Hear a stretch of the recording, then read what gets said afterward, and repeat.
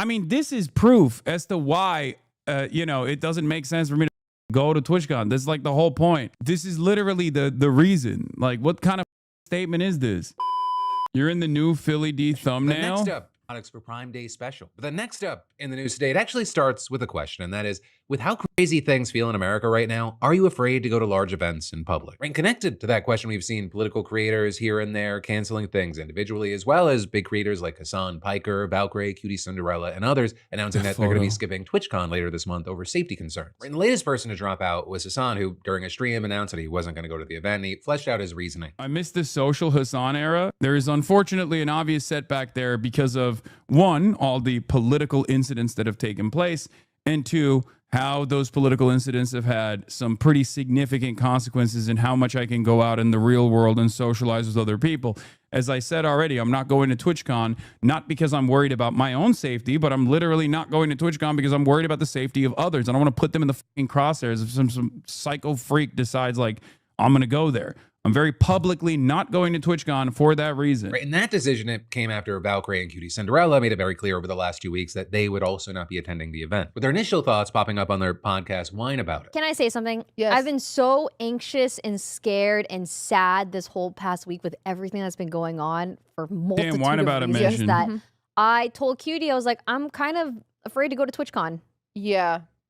We're in a bit of a conundrum with TwitchCon. We may...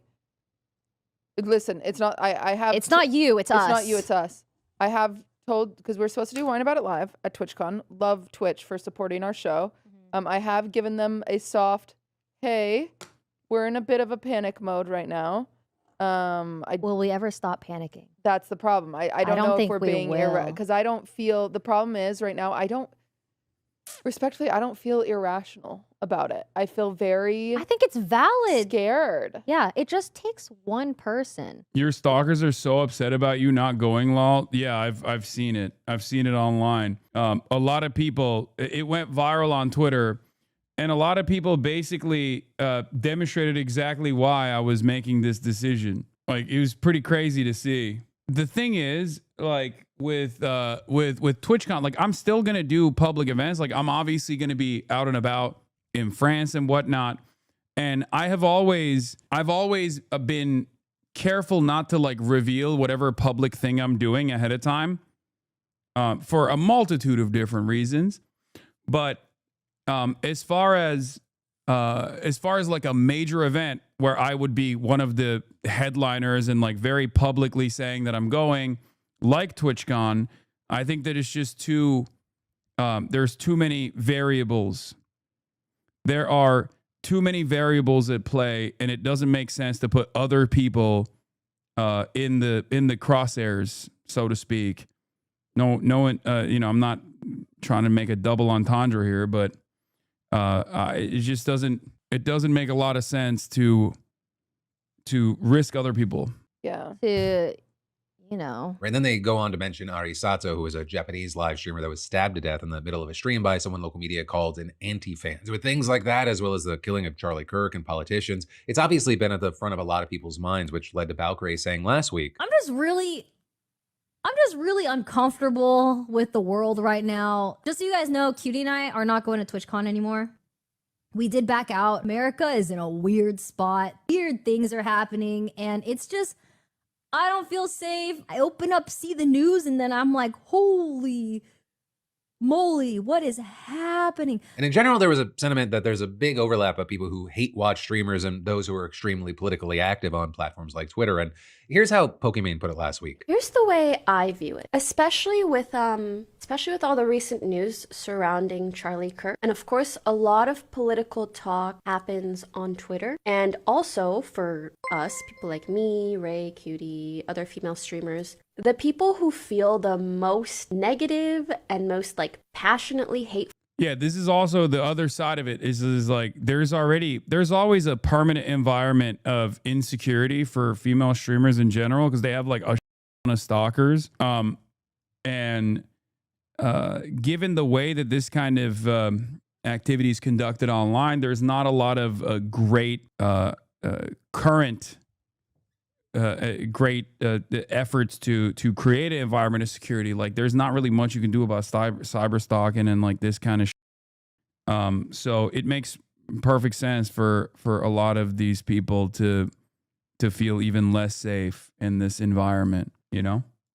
Towards us also tend to be on Twitter, and the streaming and Twitter community just have a lot of overlap. So sometimes it's just scary. And when you see that kind of negativity, you're like, do I want to tell people where I'm going to be in person? I actually don't know. Don't really like using Twitter too much because I don't. When I look at the replies, I'm like, who are these people talking to?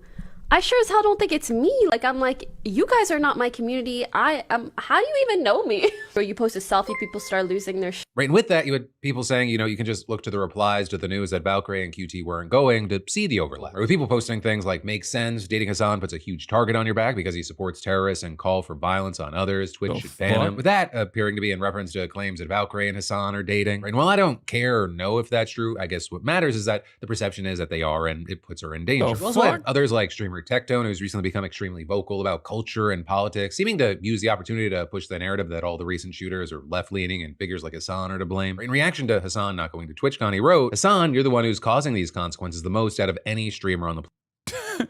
Tectone talking like a shooter is so crazy because, like, he literally is like, now you're too afraid to show face after saying everyone was overreacting. What a lying he made in air quotes, man. And it's like, dude, why are you talking like if I go to TwitchCon, you're the one who's going to try and me? Like, what the is this dork doing? He tweets about you all the time. I mean, he should, I'm glad that there's something keeping him busy, and he's not like harassing like a random trans content creator or a random woman on the internet. I'll take that. I'll shoulder that for everybody else. Didn't you destroy this man in basketball when he was when I did the OTK thing? Yes, I did. The answer to your question is yes. I did do that. Please come to school tomorrow ad posting. Yeah. Platform. Hasan and people like Hasan have been pushing violent rhetoric and supporting terrorists for years. He knows the dangers he has caused for others. He's now too afraid to face the very beast he's created. And along with bro went to the LA riots, but TwitchCon is too much for him. Yeah, exactly. It goes to show that obviously for me, it's not a matter of my own safety. It's a matter of the safety of others. And also, what do you mean you created this beast? It's ironic because this is quite literally part of the reason why I think like some dumb who's a Tone fan is going to take matters in their own hands because they're like, oh, I know Hasan is going to TwitchCon. I'm going to for myself and then accidentally end up shooting a bunch of other people that are attending TwitchCon. That's the reason why I'm not going. How are people blaming you for your own stalking and death threats? I mean, this is proof as to why it doesn't make sense for me to go to TwitchCon. This is like the whole point. This is literally the reason. Like, what kind of statement is this? And it's such a crazy situation because, like, I have to make a public statement about it so that, I discourage psychos from attending. And meanwhile, I'm making a public statement about it, making it clear that it's not about even my own personal safety, but the safety of others because of people like Tectone. Okay, because of this kind of sentiment that you hear all over the internet. If you look at my replies, you see it, right? So many people are just like, oh, I can't wait for the government to deport you, arrest you. I'm going to come and head like that. But like, obviously, if the sea of death threats, if the sea of death threats discouraged me, I wouldn't be doing what I'm doing, right? You can't, I have a policy of not letting fear guide my life or guide my commentary. Having said that, even the additional, statement here shows that it's not about my own personal safety necessarily, but the safety of others. But a number of people mocking the idea that Hasan was comfortable going to a protest, which inherently have a level of risk, and now this guy LARPs as a revolutionary but wants to stay home during TwitchCon so he can stream and make more money. A tale as old as time, says Destiny. Oh, once again, I don't even LARP as a revolutionary. I'm a Twitch streamer. This is a statement that my haters have applied to me. Once again, they are setting the standards that they made up for me on their own, in their own minds. only to turn around and say, you're not abiding by those standards. But once again, yeah, TwitchCon is the revolutionary activity that I should be engaging in. Doesn't want to go to TwitchCon. So then with that, you had others pushing back a counterpoint saying that things have dramatically changed in America since then, as well as the fact that Hasan says that he's doing this to protect his fans. But no matter where you stand on this, what you're seeing is Twitch trying to reassure people that the event will be perfectly safe, with CEO Dan Clancy saying on a live stream, just in terms of safety and security at TwitchCon in light of recent events. Yeah, I've been shot at ICE protests, man. What are we talking about? Also, Philip DeFranco literally posted the idiotic take from a dude who is not only in the crosshairs himself currently, but also someone who Philip DeFranco personally covered, issuing a death threat against me literally a week prior to this. Like, Sex Pestany unironically said a straightforward death threat, issued a straightforward death threat to me directly, and Philip DeFranco covered it. That was like, what, 2 weeks ago, 3 weeks ago? I mean, yeah, it's just so stupid. So in any case, as I've made clear, this is one of the more high profile large events that I would be a part of. The Epstein take is the top threat on LSF, by the way, posted by the guy that was in here a week or two ago screeching at you, who regularly posts threats on you on LSF. These cultists are the worst. I mean, they got no motion. That's why they're doing it. They're chirping into the wild. They are trying to do their very best to smear, to slander, to professionally misunderstand the point I was making. It is what it is. They got no motion overall. They just have like their own little echo chambers on the internet where they just screech into the wind over and over again. There are obviously much larger issues at play here. And I think a lot of people, when they realize what the government is doing, what the administration is doing, what things look like in the real world, will inevitably notice that these guys are just simply fighting the wrong battles. Okay? That's it. Like, even their audiences will eventually recognize, like, why are we yelling at this dude? Even in this very moment. Like, why are we doing that? There's active military on the streets of the United States of America in our neighborhoods, and I'm over here yelling about some random Twitch streamer. It's stupid. Now he doesn't want to go to TwitchCon. So then with that, you had others pushing back a counterpoint saying that things have dramatically changed in America since then, as well as the fact that Hasan says that he's doing this to protect his fans. But no matter where you stand on this, what you're seeing is Twitch trying to reassure people that the event will be perfectly safe, with CEO Dan Clancy saying on a live stream, just in terms of safety and security at TwitchCon in light of recent events. So I want to be very clear. We take security at our events like TwitchCon extremely seriously. Every year, we build on a successful approach to TwitchCon safety and security, particularly as we become aware of new or emerging security or safety challenges. So we have teams focused on this year round. With Clancy then going on to add how they limit who can attend and try to force attendees to behave appropriately with agreements in place when you buy a ticket. But that is, you had big community figures like Asmon Gold not buying that. Or with Asmon pointing to an incident that happened last year at TwitchCon, writing, last year, NMP Lol and Wake were sexually assaulted by a streamer, and Twitch didn't press charges or pursue any form of legal action against him. If I was a woman, I would never go to TwitchCon. But with all that said, as this whole situation continues to develop, I'd really love to know your thoughts and reactions here. Because one is, do you feel safe in public? Do you feel safe in public going to any sort of these events? And then also, if you were a public figure at all, like, would you be making appearances at events like TwitchCon or maybe some sort of political conference? Where's your head at right now? I'd love to hear from you. But then next up, the streamer was also harassing other people before they assaulted Nick and Wake. Yeah.